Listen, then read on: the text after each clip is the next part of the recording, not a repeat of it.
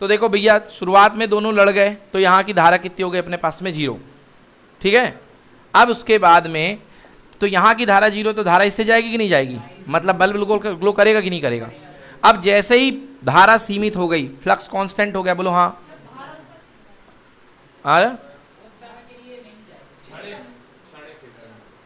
और फिर इससे धारा जाएगी मतलब बल्ब जलेगा, बोलो हाँ है ना।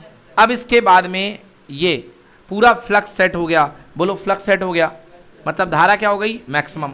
फ्लक्स का चेंज कितना हो गया, प्रेरित विद्युत वाहक बल कितना, प्रेरित विद्युत वाहक बल 0 हो गया, मतलब अपोजिट डायरेक्शन में कोई धारा उत्पन्न, फिर धारा इससे जाने लगेगी। आई बात समझ में ना, धारा इससे जाने लगेगी। और प्रत्यावर्ती धारा में मैं आपको पढ़ाऊंगा कि इस पाथ का जो कोर वाला पाथ होता है, जो कॉइल वाला पाथ होता है, उसका रेजिस्टेंस कम होता है। क्या होता है रेजिस्टेंस, बहुत कम। उसका जो रेजिस्टेंस होता है बहुत कम होता है, मतलब इसका रेजिस्टेंस ज़्यादा और इसका रेजिस्टेंस, मतलब इस पाथ में फूल हैं और इस पाथ में क्या है कांटे, इस पाथ में क्या है कांटे। तो बताओ रास्ता करंट कौन सा चुनेगी, फूल वाला कि कांटों वाला। मतलब अब बल्ब नहीं जलेगा, अब इससे पूरी की पूरी धारा घूम करके निकल आएगी, हाँ या ना, समझ में आया। नहीं कुछ नहीं, अरे फिर बोला ना मैंने इसी में पढ़ाऊंगा मेरे भाई, काहे चिंता कर रहे हो। लो सुन लो, अब यहीं पूछ लो, सुनो। इसको बोलते हैं प्रेरक, क्या बोलते हैं, प्रेरक का प्रतिरोध XL बराबर होता है ओमेगा L। क्या होता है XL बराबर ओम, क्या होता है ओम, XL बराबर ओमेगा L ओम। डीसी करंट देखे हो, ये डीसी लगी है, क्या लगी है डीसी। समय के साथ डांस करती कि नहीं करती, कौन कह रहा करती है, कौन डांस करता है डीसी, एसी डांस करती कि डीसी, हाँ एसी। डीसी डांस करती क्या, डीसी डांस करती क्या, अरे डायरेक्ट करंट है, अब है क्या देख रहा है यार, डीसी डायरेक्ट करंट है, नाम ही डायरेक्ट है, तो डीसी डांस करेगी क्या, नहीं करेगी। मतलब डीसी की फ्रीक्वेंसी कितनी होती है, बोलो 0। डीसी का आवृत्ति कितनी होती है 0। मैं घूम ही नहीं रहा हूँ, खड़ा हूँ, तो मेरी आवृत्ति क्या होगी 0, आवृत्ति 0। अब पढ़े हो गए ओमेगा बराबर 2 पाई एफ, पढ़े हो कि नहीं पढ़े हो, ये भी नहीं पढ़े, तो ओमेगा बराबर 2 पाई अपॉन टी पढ़े हो कि नहीं पढ़े। और टी को ऊपर चला जाएगा, 1 बटे आवर्तकाल बराबर आवृत्ति, हाँ या ना। तो 2 पाई एफ पढ़ ली कि नहीं पढ़े, हाँ। एफ की वैल्यू कितनी है 0, एफ की वैल्यू कितनी है 0, एफ की वैल्यू 0 हो गई, तो ओमेगा की वैल्यू कितनी, ओमेगा की वैल्यू यहाँ पुट कर दो, तो बोलो एक्सएल बराबर कितने ओम 0 ओम। मतलब रास्ते में क्या पढ़े हैं, अच्छा प्रतिरोध 0 मतलब रास्ते में क्या है, तो भैया ये बन गया short path, short ideal path बन गया। क्या बन गया, तो करंट इससे जाएगी कि ऊपर वाले से जाएगी, आ गया समझ में। तो ये प्रेरकत्व का कमाल है। बोलो पहले कौन जलेगा, बल्ब, बाद में कौन काम करेगा प्रेरकत्व, बाद में कौन काम करेगा प्रेरकत्व। और मजा लेना है, और अगर मजा लेना है तो यहाँ पर एक कम प्रतिरोध का बल्ब और लगा दो, तो पहले ये जलेगा थोड़े समय तक, बहुत ही कम समय तक, जब तक मुख का 20 से 20 हो जाएगा, और उसके बाद ये बुझ जाएगा, फिर कौन जलेगा ये वाला। आया समझ में नहीं आया, इसके ऊपर एक और मतलब वो लगा देंगे प्रेरकत्व, वो उसका प्रतिरोध उससे भी कम है, तो फिर क्या होगा, उसके ऊपर एक और प्रेरकत्व लगा दोगे, डीसी लगा रहे हो तो दोनों का 0 रहेगा। क्या रहेगा, दोनों का 0, तो समान विभवांतर आरोपित हो जाएगा, धारा दोनों में जाएगी, करंट बढ़ जाएगी। समझ में आ गया ना, करंट क्या हो जाएगी बढ़ जाएगी, क्योंकि पैरेलल कॉम्बिनेशन में करंट क्या होती है बढ़ जाती थी। यहाँ से आई चलेगी तो इसमें I1 और इसमें I2 आधी आधी करंट आ जाएगी, समझ गए। चलो भैया अब देखो उसमें, देखो नोट्स में, जो नोट्स में जो मैंने बताया है उसको नोट्स में देखो। इसके प्रयोग के लिए चित्रानुसार एक विद्युत परपथ तैयार कर लेते हैं जिसमें एक कुंडली L है। देख ले बेटा, कुंडली L है जो मुलायम लोहे के टुकड़े पर तांबे के विद्युत रोही तार को लपेटकर बनाई जाती है। एक सेल है, ये एक सेल है, यहाँ पे एक सेल लगा है। RH क्या भैया रिहोस्टेड है, प्रतिवर्ती प्रतिरोध, K दाब कुंजी और B एक बल्ब है। K को दबाने पर B मंद प्रकाश से जलने लगता है, बोलो हाँ। जैसे दबाओगे तो बल्ब क्या होगा जलने लगेगा। दाब कुंजी को हटा देने पर बल्ब कुछ समय पर जल करके तेज प्रकाश के साथ जल करके बुझ जाता है, समझ में आ गया। फिर जो है हट जाएगा। परिपथ को भंग करने पर L से गुजरने वाली बल रेखाओं की संख्या में एकाएक कमी आती है, अतः मुख्य धारा प्रेरित दिशा में प्रेरित धारा उत्पन्न हो जाती है, जिससे बल्ब कुछ समय के लिए फिर से जल उठता है। देखो भैया ये तो चालू करने का था, बोलो हाँ। अब बंद करने का बाद देखो, इसको मैं यहाँ पे कोई कुंजी लगा के मैंने खोल दिया, इसको क्या कर दिया, इसको खोल दिया। जैसे मैं इसको खोलूंगा इससे होने वाली करंट क्या हो जाएगी 0 से 0। अभी 0 से 0 हुई थी, फिर चलती रही, फिर हीरो से क्या हो जाएगी, धारा में जोरदार परिवर्तन हुआ कि नहीं हुआ, धारा में जोरदार परिवर्तन हुआ, प्रेरित धारा उत्पन्न होगी कि नहीं होगी, मेन धारा की विपरीत दिशा में होगी कि सेम दिशा में होगी, समझ में आ गया ना। तो फिर से यहाँ पर प्रेरित धारा ने मेन धारा को क्या कर दिया, लड़के जीरो कर दिया, क्लियर हो गया कि नहीं हुआ। और फिर से ये बल्ब जलेगा कि नहीं जलेगा, बस यही लिखा है, तीव्र गति से जल जाएगा, ठीक है। हाँ ये जलता रहेगा, ठीक है ना, क्लियर है। अगला और बताओ। इस एक्सपेरिमेंट पर काफ़ी बातें बता दी गई, अब आप सोचते रहो लगा करके इसको। ये जितना मैंने मेन एक्सपेरिमेंट था स्वप्रेरकत्व का लक्षण दिखाइए, वो मैंने आपको लक्षण आपको दिखा दिया ना। मेन इसका पहली वाली कंडीशन इंपॉर्टेंट है। हाँ बेटा कौन सा क्वेश्चन, दीर्घ उत्तरी का तीसरा,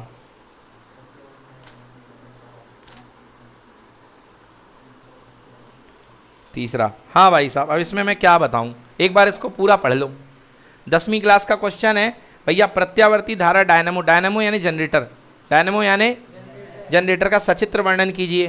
बोलो कल पढ़ाया था कि नहीं पढ़ाया था, चलो देख लो ध्यान से क्या क्या पढ़ाया था, भूल गए हो तो देखो ध्यान से। इधर उधर मैग्नेट हाँ या ना, बीच में आयताकार फ्रेम हाँ या ना, यहाँ पर दो भैया स्लिप रिंग लगेंगी कि नहीं लगेंगी, है ना, स्लिप रिंग लगेंगी, क्लियर है ना। और ये देखो ये दो लंगड़े आदमी यहाँ पे घूमेंगे कि नहीं घूमेंगे, आधा इसमें टच रहेगा आधा इसमें टच रहेगा, हाँ या ना, ठीक है ना जी, क्लियर है। हाँ इसको ऐसा कर देना, एक लंबा कर देना और एक छोटा कर देना, बोलो हाँ, और ये इसमें टच रहेगा, हाँ या ना, क्लियर है। हाँ अब इधर से दो कार्बन के ब्रश रहते हैं, कार्बन के क्या रहते हैं, क्योंकि करंट बनेगी तो कहाँ जाएगी, बाहर भेजना है ना, कार्बन के ब्रश, यहाँ पे कार्बन के ब्रश रहते हैं और ये इसके दो पैर इसको टच करते हैं। और कार्बन क्या होता है, सुचालक की कुचालक, ग्रेफाइड, ग्रेफाइड क्या होता है, ग्रेफाइड क्या होता है, सुचालक, इसलिए कार्बन के ब्रश लगाए जाते हैं। सिल्वर और अच्छा सुचालक होता है, मगर सिल्वर का प्रयोग यहाँ पर नहीं किया जाता है, वो हम आपको बता देंगे क्यों नहीं किया जाता है। देखो भाई क्या होता है, यहाँ पर कार्बन के ब्रशेस का इस्तेमाल अपन करेंगे, एक मिनट इसका मैं लॉजिक लिखवा दूंगा। इनका कहना है कि सर यहाँ पर हम जो है इसका उपयोग क्यों नहीं करें, क्योंकि देखो ये इसमें जो है ये इसमें जो लेग होते हैं ना, ये रगड़ खाता है, क्या खाता है, उससे कुछ उसकी कुछ मैकेनिज्म होती है, उस वजह से यहाँ पर अपन इसका कार्बन के ब्रशेस का इस्तेमाल करते हैं, ठीक ना। और ज़्यादा मैं डिटेल आपको बता देता हूँ थोड़ी देर में कि कार्बन के ब्रशेस ही क्यों लगाए जाते हैं, कोई मेटेलिक कंडक्टर क्यों नहीं दिया जाता, ठीक है ना। चलो आ गया समझ में, क्लियर है कि नॉट क्लियर। चलो एक बार जल्दी से देख लो सारा इसकी मैकेनिज्म। हाँ ऊपर इसको घुमाने के लिए क्या लगा होता है, एक्सेल, क्या लगा होता है, उसको मामा पकड़ के घुमा रहा होता है, समझ गए ना। वही डीजल इंजन लगा दो, जो लगाना हो लगा दो, हाथ से घुमा दो, कोई दिक्कत नहीं है, बोलो। और बाकी धारा कैसे बनती, कल बताया था कि नहीं बताया था, कल बताया था कि नहीं बताया था। हाँ पहले आप साइकिल में इस पर बल अंदर लगेगा, इस पर क्या लगेगा, बाहर लगेगा, हाँ या ना। फिर धारा की दिशा इसमें नीचे से ऊपर, इसमें ऊपर से नीचे, फिर मैंने बताया था ये ऊपर से नीचे, पहले आप साइकिल में प्लस, दूसरे में क्या, सब बता चुका हूँ ना, कल अच्छे से एक्सप्लेन किया ना, दोबारा जरूरत तो नहीं है ना, बस ठीक है। फिर जल्दी से पढ़ लो, जल्दी से पढ़ लो, क्या पढ़ लो, प्रत्यावर्ती धारा डायनामो का नामांकित चित्र वर्णन पूरा पढ़ो। चलिए क्वेश्चन नंबर तीसरा देखिए, क्वेश्चन नंबर तीसरा देखिए बेटा, क्वेश्चन नंबर तीसरा, 0.5 मीटर लंबी एक धात्विक छड़ है बेटा, बोलो छड़ की लंबाई कितनी, L = 0.5, हाँ या ना। परिपथ को चलती है, परिपथ का तल 0.15 टेस्ला घनत्व के चुंबकीय क्षेत्र के लंबवत है, बोलो बी की वैल्यू कितनी, 0.15 टेस्ला, हाँ या ना, लंबवत है। परिपथ का कुल प्रतिरोध बोलो R बराबर कितने ओम दिया है, 3 ओम, बोलो हाँ। और छड़ को निर्दिष्ट दिशा में 2 मीटर पर सेकंड की चाल से चलाने पर बताइए धारा कितनी उत्पन्न होगी। बेटा धारा I = बोलो V/R, हाँ या ना। यहाँ पर V की जगह पे कौन खेलता है, E, विद्युत वाहक बल अपॉन कितना, R, E पढ़ाया मैंने क्या, BLV, हाँ या ना, या BVL अपॉन कितना, R, कर लोगे अब। B की वैल्यू, L की वैल्यू, V की वैल्यू सब तो पता है, रख करके निकाल दो, = BLV/R, बोला था ना इसको। गतिक विद्युत वाहक बल एक टॉपिक मैंने पढ़ाया था, वही तार नहीं खड़ खड़ खड़ खड़ खड़ खड़ खड़ खड़, सातवां,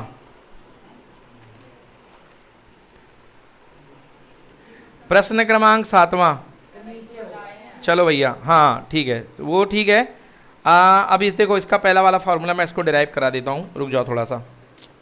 चलो एक टॉपिक लिखना पड़ेगा बच्चों, टॉपिक लिखो, टॉपिक लिखो, कुंडली के घूर्णन के कारण प्रेरित विद्युत वाहक बल, कुंडली के घूर्णन के कारण प्रेरित विद्युत वाहक बल। अगर आपका कुंडली का घूर्णन होगा तो प्रेरित विद्युत वाहक बल कितना होगा? कुंडली के घूर्णन के कारण प्रेरित विद्युत वाहक बल। बच्चों देखो, ये अपने पास कुंडली है, आर्मेचर जिसको बोलते हो। अगर ये चुंबकीय क्षेत्र में घूम रही है, चुंबकीय क्षेत्र में घूम रही है, शुरुआत में इसका थीटा घूर्णन कोण 0 था, ठीक है ना, और फिर इसके बाद ये थीटा कोण घूम रही है, तो देखो कितना होगा बेटा। अपन जानते हैं कि phi is equal to B A cos theta, हाँ या ना। Phi is equal to B A cos theta. यहाँ पर थीटा जो है, यहाँ पर जो थीटा है ये कोण है किसके किसके बीच का?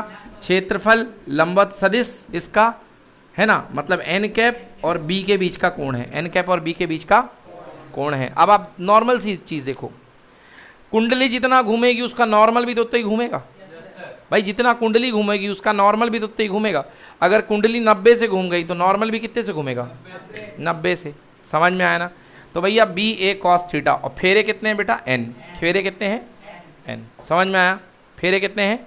एन। अब एक चीज़ समझो, मैंने कल बताया था कि कोणीय वेग बराबर कोणीय विस्थापन बटे कितना? समय अंतराल, हाँ या ना। कोणीय वेग बराबर कोणीय विस्थापन बटे, मान लो ये कुंडली कोणीय वेग ओमेगा से घूम रही है, कितने कोणीय वेग से? ओमेगा से। तो टी समय में कितना कोण तय करेगी? Omega T. कितना तय करेगी? ओमेगा टी, हाँ या ना। उतने ही समय में नॉर्मल के साथ कितना कोण तय हो जाएगा क्षेत्र बी का? ओमेगा टी, क्योंकि दोनों कोण बराबर हैं। तो फाई बराबर N B A cos omega T, हाँ या ना। अब आ जाओ विद्युत वाहक बल निकालते हैं। क्या निकालते हैं बेटा? विद्युत वाहक बल। बेटा माइनस साइन लगा दो, नहीं अभी नहीं लगाओ, अभी बाद में आएगा। बोलो E बराबर minus of D phi by D T equal to minus D by D T. बेटा रख दो N B A omega cos omega T, हाँ या ना। N B A cos omega T, omega नहीं आएगा। आ गया समझ में ना? हाँ या ना। चलो एन बाहर है, हाँ या ना। एन कांस्टेंट है कि बदल रहा? चुंबकीय क्षेत्र कांस्टेंट है कि बदल रहा? एरिया कांस्टेंट है कि बदल रहा? बदल कौन रहा है? ओमेगा। घूर्णन, घूर्णन बदल रहा है, थीटा बदल रहा है। तो बेटा डी बाई डी टी वो भी माइनस का, और ब्रैकेट में क्या? Cos omega T. बोलो हाँ या ना। अब मुझे बताओ कॉस थीटा का डिफरेंशिएशन क्या होता है? Minus sine theta. क्या होता है? Minus sine theta. तो बेटा कॉस ओमेगा टी का डिफरेंशिएशन क्या होगा? Minus sine omega T. अब एक चीज़ जान लेना, जब मैं डिफरेंशिएशन पढ़ाऊंगा तब मैं बताऊंगा कि टी के साथ जो चिपका रहता है वो बाहर आ जाता है, क्योंकि डिफरेंशिएट आप किसके रिस्पेक्ट में कर रहे हो? डी टी के, समय के। तो वेरिएबल आपका टी है, ओमेगा कांस्टेंट है, वो कहाँ जाएगा? बाहर। मतलब एक प्रोसेस के तहत बाहर आ जाता है। प्रोसेस छोड़ो, अभी मैं आपको डिफरेंशिएशन नहीं पढ़ा रहा हूँ। तो ओमेगा कहाँ जाएगा? बाहर। बोलो minus N B A omega, हाँ या ना। और कॉस ओमेगा डी का बोलो माइनस से माइनस। आ गया समझ में? आ गया ना? नहीं वो रहेगा, मैंने वही बोला, मैंने ये कहा, वो नहीं समझ लेना कि ये कांस्टेंट है बाहर आ जाएगा। एक प्रोसेस के तहत ओमेगा बाहर आ जाएगा, मगर वहां भी रहेगा, वो उसका कोण है, वो उसका कोण है। आई बात समझ में ना? डोंट वरी, बता देंगे जब डिफरेंशिएशन पढ़ाएंगे तब सीख लेना। तो ओमेगा बाहर आ जाएगा मगर फिर भी अंदर बना रहेगा, ठीक है ना। तो N B A omega, minus से माइनस क्या हो गया? Cancel. N B A omega sine omega T, ये आ गया अपने पास विद्युत वाहक बल। बोलो हाँ या ना। क्लियर हो गया कि नहीं हुआ? अब मुझे ये बताओ बच्चों, ये एक डेरिवेशन है। अब मुझे बताओ साइन थीटा की मैक्सिमम वैल्यू क्या होती है? 1। साइन थीटा की मैक्सिमम वैल्यू क्या होती है? तो साइन ओमेगा टी की मैक्सिमम वैल्यू कितनी होगी? जिस समय इसको 1 पुट करोगे, साइन ओमेगा टी को 1 पुट करोगे, इस समय ई का मान कितना आएगा? एन बी ए ओमेगा, हाँ या ना। मतलब विद्युत वाहक बल का अधिकतम मान, शिखर मान क्या होगा? एन बी ए ओमेगा, हाँ या ना। विद्युत वाहक बल का अधिकतम मान क्या आएगा? N B A omega. तो इस तरीके से मैं लिख सकता हूं जो अपना समीकरण आया है, ई बराबर, ये क्या है? ई नॉट। क्या है? ई नॉट साइन ओमेगा टी। याद आया? तो बन गई प्रेरित धारा, सॉरी बन गए अपना विद्युत वाहक बल। कैसा विद्युत वाहक बल है? साइनोसोइडल। कैसा है? मतलब ज्यावक्रीय। कौन सा है? ज्यावक्रीय धारा उत्पन्न होगी। तो कल भी मैंने बताया था कि ज्यावक्रीय विद्युत वाहक बल बनेगा। किस तरीके का? साइन चल रहा है तो 0 से स्टार्ट हो गए, जुई। बोलो अधिकतम विद्युत वाहक बल कितना? ई नॉट। मिनिमम कितना? माइनस ई नॉट, है ना। प्लस ई नॉट से माइनस ई नॉट के बीच में बदलेगा, मतलब दिशा बदलती रहेगी। समझ में आया ना, दिशा बदलती रहेगी। नोट कर लीजिए, ये है आपका विद्युत वाहक बल, ये है आपका विद्युत वाहक बल।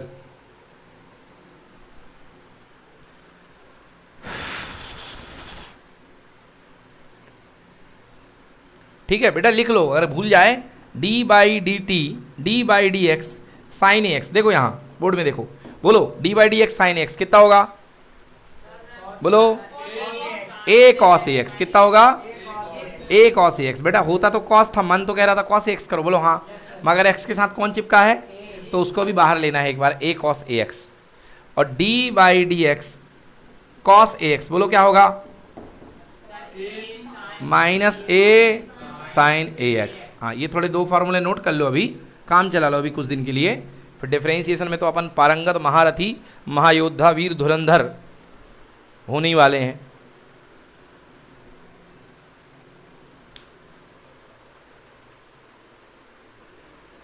इसको बोलते हैं विद्युत विभव का शिखरमान। बच्चों नोट कर लिया, मिटा दूं मैं, मिटा दूं पक्का, ये लो मिटा दिया। अब ध्यान दो, इधर इधर ध्यान दो। अभी क्या निकाला अपन ने बेटा, वोल्टेज। क्या निकाला अपन ने, वोल्टेज, ठीक है ना। अपन ने विद्युत वाहक बल निकाल लिया, E बराबर E not sine omega T, ये निकाल लिया अपन ने, है ना, ई नॉट साइन ओमेगा टी। बेटा आप सब लोग जानते हो कि I इक्वल टू होता है V बाई आर, क्या होता है, बट फिलहाल यहाँ के लिए E बाई आर, क्या होगा, E बाई। और कल ही मैंने बताया प्रत्यावर्ती धारा समय के साथ बदलती, इसलिए इसको स्मॉल दे दो, अच्छा लगता है, कैपिटल मत दो, स्मॉल दे दो, और ज़्यादा इज्जतदार तरीके से IT लिख दो, अच्छा लगेगा। समय के साथ बदलाव हो रहा है, और यहाँ भी इसका भी समय के साथ क्या हो रहा है, बदलाव। हालांकि जनता लिखती नहीं है समय की कमी के कारण, मगर IT equal to E upon R. आ गया समझ में। E की वैल्यू पुट कर बेटा, E0 sine omega T upon कितना, बचपन में ही पढ़ रखा है, वोल्टेज अपॉन रेजिस्टेंस बराबर क्या होता है, I। और जिस समय वोल्टेज मैक्सिमम है उस समय करंट भी क्या आएगी, मैक्सिमम। तो लो भैया बन गया धारा का समीकरण, IT बराबर I not sine omega T. Note कर लीजिए, पहला था E not sine omega T, और ये बन गई धारा I not sine omega T. बोलो क्लियर, ये प्रत्यावर्ती धारा बन गई।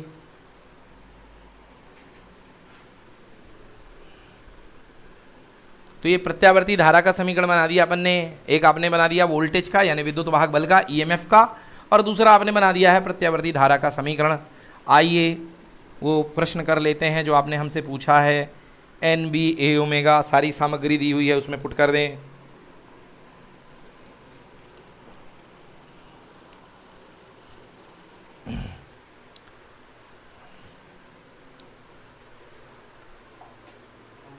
चलो देखो भाई, प्रश्न क्रमांक 7 देख लें पहले, फिर बात कर लीजिएगा। क्वेश्चन नंबर 7, एक वृत्ताकार कुंडली जिसकी त्रिज्या 8.0 सेंटीमीटर तथा फेरों की संख्या 20 है। लो भाई साहब, कुंडली की त्रिज्या बराबर कितनी दी है, 8 सेंटीमीटर, मतलब 8 × 10⁻² मीटर। बोलो हाँ, 8 सेंटीमीटर दी दिया है, क्योंकि वृत्ताकार है तो क्षेत्रफल निकालने के लिए तैयार। बोलो क्या हो गया, पाई आर स्क्वायर, मतलब 3.14 मल्टीप्लाई बाई 8 का डबल 64 और 10⁻⁴ मीटर स्क्वायर। बोलो हाँ, ये क्षेत्रफल आ चुका है। कह रहा है कि इसमें फेरों की संख्या 20 है, मतलब कैपिटल N बराबर कितना, 20 है। ऊर्ध्वाधर यानी थीटा बराबर कितने डिग्री, 90 डिग्री। ऊर्ध्वाधर थीटा बराबर 90 नहीं, 0 हो जाएगा बेटा, वो एक्चुअली मैक्सिमम हो जाएगा, क्योंकि ऊर्ध्वाधर तल है, तल के साथ 90, तो उसके साथ क्षेत्र के साथ पैरेलल 0 डिग्री, ठीक ना। ऊर्ध्वाधर व्यास के परतः 50 रेडियन पर सेकेंड की कोणीय आवृत्ति से इतने, हाँ बोलो कोणीय आवृत्ति कितनी दी गई है, ओमेगा कितना दिया है, 50 रेडियन पर सेकेंड। ये ओमेगा दिया है बेटा, क्या दिया है ये, ओमेगा, पक्का ना। हाँ, और भैया चुंबकीय क्षेत्र कितना दिया है, B बराबर दिया है 3 × 10⁻² टेस्ला कि एक समान चुंबकीय क्षेत्र में घूम रही है। कुंडली में उत्पन्न अधिकतम तथा औसत प्रेरित विद्युत वाहक बल का मान ज्ञात कीजिए। अधिकतम और औसत विद्युत वाहक बल का मान ज्ञात कीजिए। अधिकतम विद्युत वाहक बल E0 होता है कि नहीं होता, बोलो। E0 बराबर होता है NBA ओमेगा। N पता है, B पता है, A पता है, ओमेगा पता है, बाकी की मजूरी कर लोगे भैया। लिख लेना, आंसर आ गया, देख लो बुक में डाला है। N की वैल्यू 20 है ना, 20, B की वैल्यू 3.0 × 10⁻², 20 × 3 × 10⁻², ठीक ना। ओमेगा ए भी करवा दिया मैंने 3.14 इंटू 64 इंटू 10 की पावर -4 और ओमेगा दिया है 50। बेटा सॉल्व करोगे विद्युत वाहक बल आएगा बराबर 0.603 वोल्ट। ये है बेटा विद्युत वाहक बल, ये है विद्युत वाहक बल, अधिकतम विद्युत वाहक बल। बोलो समझ में आया कि नहीं आया? हाँ, ये अधिकतम है। अब ये रहने दो ना, विद्युत क्षेत्र भी तो छोटा, चुंबकीय क्षेत्र भी तो छोटा है बेटा, कितना हल्का चुंबकीय क्षेत्र है, ठीक है ना, कोई दिक्कत नहीं है, सही है। 0.603 वोल्ट आ गया विद्युत वाहक बल। क्लियर है कि नहीं है? आगे की बात करते हैं। आगे कह रहा औसत, आगे क्या रहा है औसत। अब मैंने औसत, ये क्वेश्चन जो औसत वाला ये है अगले चैप्टर का, प्रत्यावर्ती धारा का। फिर भी देख लो, औसत मतलब कुल योग, औसत मतलब एक चक्र में चला गया औसत। चलो भैया देखो ये होता है हाँ यानी एक चक्र में। अब इसको देख करके बताओ औसत कितना निकलेगा। वेरी गुड, औसत कितना निकलेगा? जितना धनात्मक विद्युत वाहक बल उतना कितना ऋणात्मक। तो एक चक्र के लिए औसत धारा का मान कितना होता है? एक चक्र के लिए औसत ईएमएफ का मान कितना होता है? समझ में आया? क्लियर हो गया? तो एक चक्र में औसत धारा और एक चक्र में औसत ईएमएफ का मान कितना होता है? 0। नोट कर लो। क्लियर हो गया कि नहीं हुआ? चलिए अगला कह रहा है कि कुंडली में धारा का अधिकतम मान ज्ञात करो। लियो भाई साहब, अधिकतम मान आई नॉट बराबर ई नॉट बाई कितना? R. E naught by E naught निकाल चुके कि नहीं निकाले? कितना है ई नॉट? 0.603। बोलो हाँ। और रेजिस्टेंस कितना दिया है? 8 इंटू 10 की पावर -5 निकल लोगे? नहीं कर पाओगे? कर लोगे पक्का? चलिए ये हो गया धारा। क्या हो गई ये? धारा, अधिकतम धारा। हाँ या ना? हाँ हाँ। आर की वैल्यू बता दो कितने ओम है भैया? रेजिस्टेंस दिया है? रेजिस्टेंस दिया बेटा 10 ओम। सही कह रहा बच्चा, मैंने यहाँ त्रिज्या रख दी बेटा, सॉरी। आर बराबर कितने ओम रखना है यहाँ पे? 10 ओम। ठीक है, ये मैंने त्रिज्या रख दी सिंबल के चलते, यूनिट नहीं देखी। आर बराबर कितने ओम रखना मेरे को? 10 ओम। आया समझ में? नहीं आया? I equal to V by R यार, तो धारा का शिखर मान ई नॉट बाई आर। चलो अगला देखो, अगला बताना है शक्ति। क्या बतानी है अपन को? शक्ति। सुनो भाई साहब, अब अपन को शक्ति बतानी है। तो शक्ति प्रत्यावर्ती धारा में जो शक्ति होती है बेटा वो नोट कर लो, P बराबर 1/2 E naught into I not. ये होती है शक्ति। कब पढ़ाऊंगा? अगले चैप्टर में। एवरेज पावर याद ही है ना, दोनों मिले जुले चैप्टर एक्चुअली, इसलिए थोड़ा सा हो गया। हाँ, एवरेज शक्ति बराबर P बराबर 1/2 E naught into I naught. E naught into I naught. ठीक है बेटा? चलो 1/2 ई नॉट अधिकतम विद्युत वाहक बल 0.603। हाँ या ना? 0.603 इंटू अधिकतम धारा कितनी निकाली भैया? अधिकतम धारा कितनी निकाली है? 10 का भाग दे दो, यानी 0.0603। सही बात है, 10 का भाग ही तो देना, डेसिमल और आ जाएगा। हाँ या ना? तो अधिकतम शक्ति ले लीजिए भैया, सॉल्व करने पर आएगा 0.018। शक्ति काय में नापी जाती है? वॉट में। नोट कर लो, वॉट। वॉट। चलो डन।